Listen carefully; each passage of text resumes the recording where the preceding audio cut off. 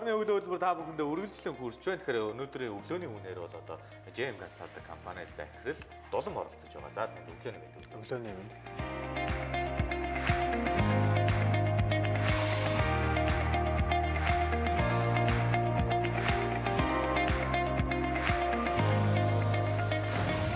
Тэгэхээр манай өглөөний үний зочны нэг уламжлал болсон асуулт байдаг. Тэгэхээр танд ер нь өглөө бүр хийдэг зуршлууд байдгүй. Ер нь таныг аль зуршилтай амжилтанд хүргэдэг гэж үздэг вэ? Зуршил бай өглөө осоод асгалаа. Өглөө нөө тий. Өөрийнхөө цаг өөрөө бэлддэг. Өглөө ч нөө хоосон гар бол өдрийн ирч хүч буурдаг гэж үздэг. Бага хэмжээний бэлдээд өөртөө идчихэл тэгэл.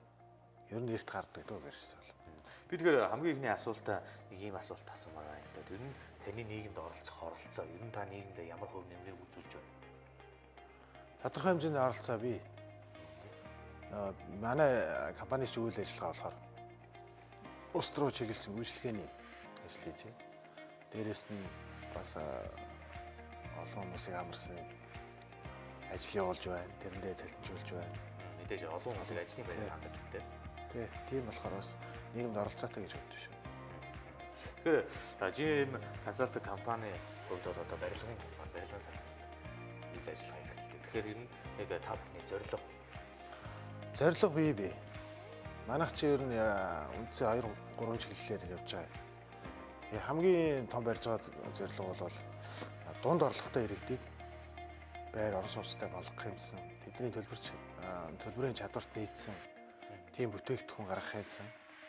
Тэгээд нөө хүмүүс худалдаж авахад одоо шинэ залуу гэр бүлүүдийг дэмжих хэлсэн. Энэ гол чиг бодлого байна.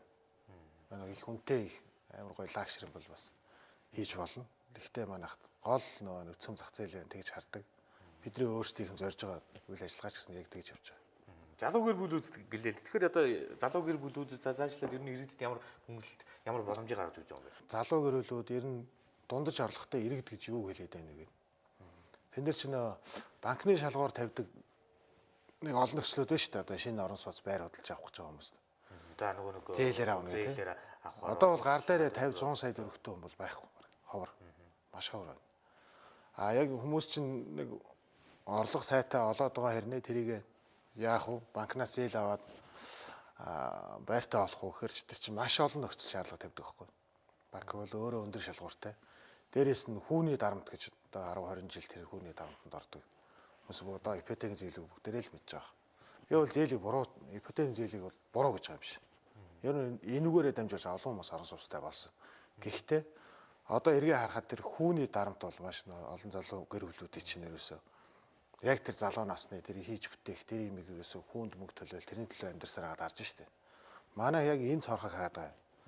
Ерөөсөө энд бид нэр заавалчгүй юм өндөр хүү тавихгүйгээр манайх бол 3-5 жилийн хүүгүй зээлийн нөхцлөөр хүүгүй шүү зээл. Хүүгүй урьдчилгаагүй. Тэгээ шууд амны орон сууц худалдаа авах гэрээ хийгээд тэгээ сар болгон мөнгөө төлөөд яв. Таны мөнгөн дээр ч бол ямар ч нэмэлт хүү ороогүй.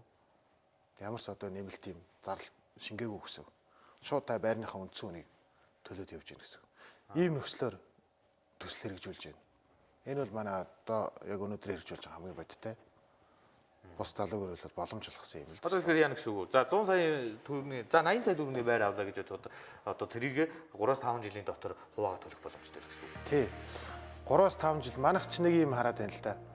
Нэг одоо гар дээрээ бол банкны урьдчилгаа 30% гэж дор ажил 30% бүрдүүлэх хэрэгтэй шүү дээ. За 100 саяын байр бол 30 сая байх хэрэгтэй байхгүй гар дээр.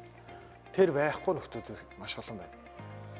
Тэр нь байгаа ч гэсэн эргээд банкны хүнд орчих гэхээр бас өндөр төлөлттэй болчиход идэв шүү дээ. Банкны хөвч одоо ипотекийн зээл чинь нэг 20 жил гэж бодоход эхний 10-15 жил бараг хүүгөө төлөлт юм шүү. Тиймэрхүү харагдаад идэв шүү дээ. Манайх чинь тэххгүйгээр шууд юугаа төлөх.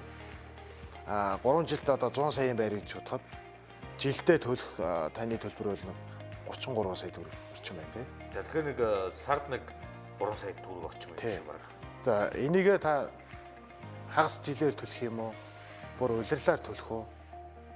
Сардаа төлөх үү? Энэ таны өөрийн чинь бололцоо. Яг үн чинь юуны чиглэлээр хүмүүс байна л да. Улирлын чанартай бизнес хийдэг. Зундаа ногоо тариад намартаа ураагаад авдаг гэдэг шиг. Тий. Аль эсвэл өвлөн ажил хийж байгаа хаврын зэлэн буудаг. Ийм хүмүүст бол энэ маш том боломж байдаг. Хоёрт энэ гадаад суугаа монголчууд бол бас яг энэний нэг сардаа нэг 2 сая, нэг саяас дээш 3 сая хүртэл байгаа манайх чинь. Энийг төлөх бол бүрэн боломж байна. Бид нар чинь нөгөө нэг тэнд очихороо Монголтай цалингийн нээлт харьцуулж болохгүй шүү дээ. Арай илүү өндөр авч байна. Гэхдээ энийгээр үйл хөдлөх хөрөнгөтэй болох уу, тэрний төлөө зорих хэрэгтэй гэхлээр өөрсдөө шийдвэр гаргах хэрэгтэй байхгүй. Тэгэхгүйгээр ингээл нөө өдөр тутмын хэрэглээ нэг баяраас манай чих олон ч байлаа тийм. Тэгэл арга гэрлэг үний эдэн заас явуулаад яг амьдрал дээр 3 4 жил 5 жил тэр арай газар очиж ажиллаад хүрээд ирэхэд юу ч үйдэг байхгүй. Тэр тийм биш. Зоригтой юм. Зоригтой ажил. Тэгэл өөрөө өөрхөн төлөө хөрөнгө оруулалтыг хоригдлоо үүсгэх гэж байна.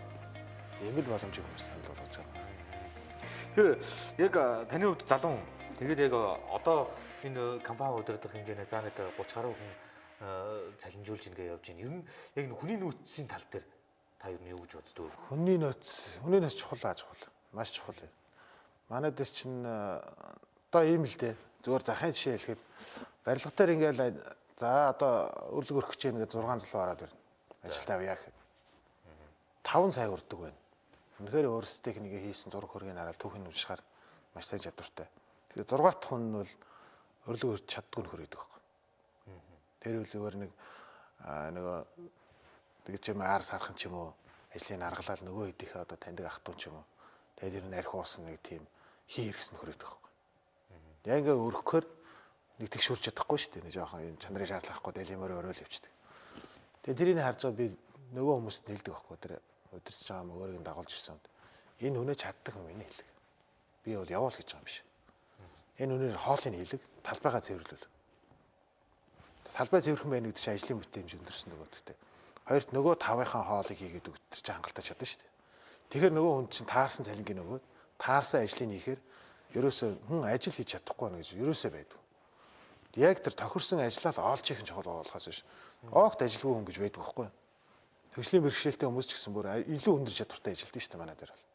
Тэгээ яг хүмүүсийг ингээ харж байгаад яг өөрийнх нь ур чадварт нийцсэн, өөртөө тохирсон тийм цалинтай тийм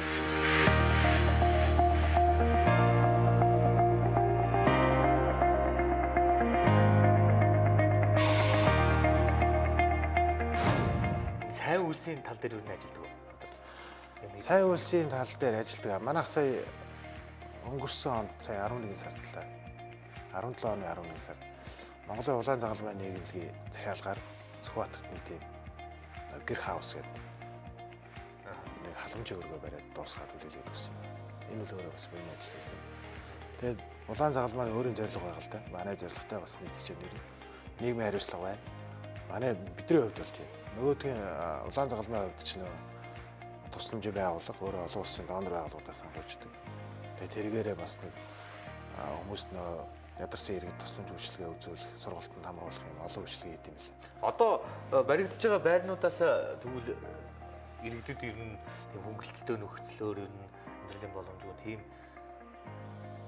Одоо баригдаж байгаа нөхцлөөр би манай нэгдүгээр төсөлд хамрагдсан нэг хүн бий. Би одоо нэр өсөн зохиод яах вэ?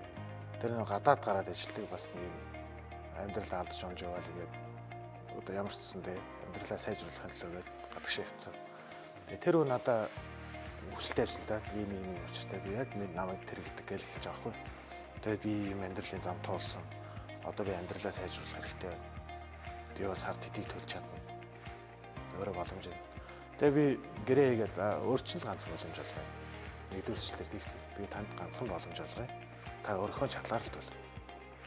Би танд тэт гэж өрөөсөө би ойлоо хараад тохирохгүй. Тэгээд байртаа болсон дараа өөрчлөлтөд бол яг бол та ямарсан төлөхгүй гэж байгаа биш. Гэхдээ таны боломжийг би өөрөө чинь ингээд яг ингээд надтай бүр нэг ингээд ярьсан. Энэ боломж олгоё гэдэг.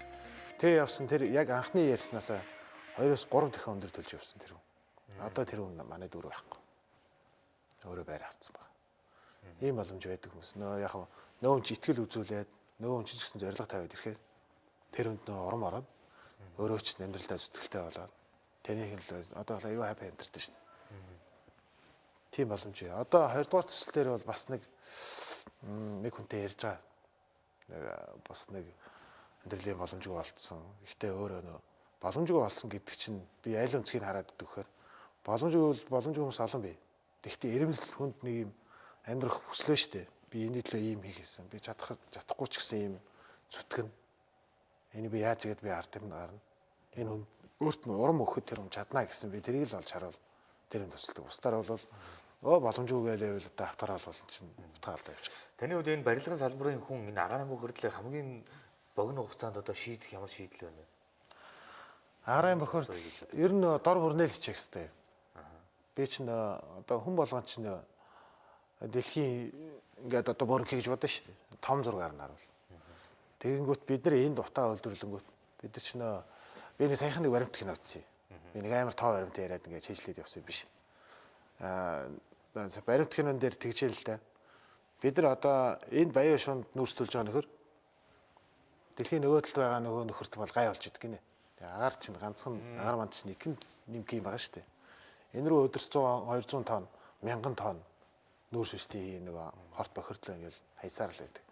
Тэгээ бид чигээд зүгээр жижиг зургаараа харах юм бол энд нүүрстүүлэхгүй байхад манайхын зөвхөн Улаанбаатартай л утааг болчихж байгаа юм л да. Тэгсэн чинь энийг яаж арилгах вэ гэхээр ерөөс хүн болгоны л оролцоо байт юм байна. Дор бүрнэ. Энийг одоо улс төрчд гарч ирээл гинт ингээл бид нар хит их найддаг байхгүй улс төрчд. Бүгдээрээ энэ улс төрчд л одоо бидний өмнө шийдэх хэрэгтэй гэл бидний мөнгө идэж яана ингээл ахвал ингээл одоо агаарын бохирдлын сан ингээл бөө юм яриаддаг. Үгүй байхгүй. Тэр нөлөөтэй. Гэхдээ өөрийг чинь амьдарч байгаа юу бол өөрөөс чинь л нөлөөлнө. Та төлж байгаа юм аа жоохон одоо шалны халаалт тавиад цалгаанаар шийдэхээр танд нөгөө нүүрснээс чи жоохон үнэтэй болоод шүү дээ. Тэгтэл хүн зүтгэх хэрэгтэй юм л. Дулааны алдагдлаа зогсоо. Дулааны алдагдлаа бас багасгах хэрэгтэй. Тэр нэг жоохон юм зүг зайтай ингээс хийгээд байгаа бол тэрийг өөрөө л янзлах хэрэгтэй байхгүй. Тэр хязгаарч ус төрч ирээ тэр цагийг мөглөхгүй шүү дээ. Та өөрөө их нүүрс төлөөд байна гэдэг бол таны байшин дулаан алдаад байна. Дулаан алдаад байгаа болохоор ерөөсөө айгүй энгийн юмээс өөрөө л өөрийгөө аргалах хэрэгтэй байхгүй. Тэгээ дараа нь нүүрс төлж исэн бол сайжруулсан зуух тавьдаг юм уу? Сайжруулсан зуухаа болоод мөр цалгаанаар шийддэг юм уу? Танад мэдээж танаас бол зардал ундрал гарна.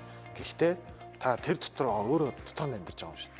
Тэр нүүрс төлөх чинь тэрнээс гарч байгаа тэр жоохон угаар хий чинь өөрт чинь өөрөө чинь үр хөвгтүүд хашаа хамар хашааны гудамжны нийт нийсчүүд ямар муухай ортой байна гэдгийг өөрөө л хумсралах хэрэгтэй байхгүй.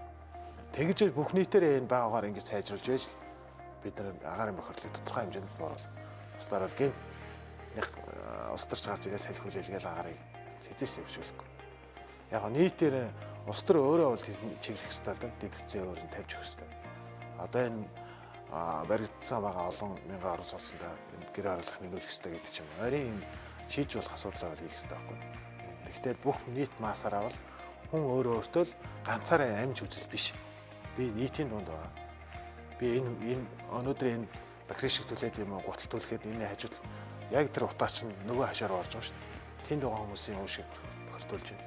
Нийт нийлсчүүдийг тэр чигтээ хордуулж би гэдэг сэтгэлгээ. Би энийг өөрөө өөртөө л дордороо бага хэмжээгээр ч гэсэн өөрөө чадах хүнэл хийгээ сайжруулах хэрэгтэй.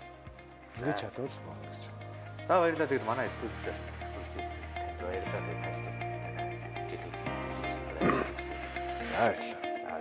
Баярлалаа үзэгчтэй орны өглөө хөтөлбөр үргэлжилж байна.